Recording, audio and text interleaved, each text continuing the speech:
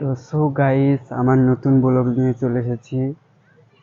তো আমার পুরো ডিটেল বলবো খুলে, যে কি আমার বাড়ি কোথায় আর আমার ব্লগ আর সব কিছু বলবো এখন।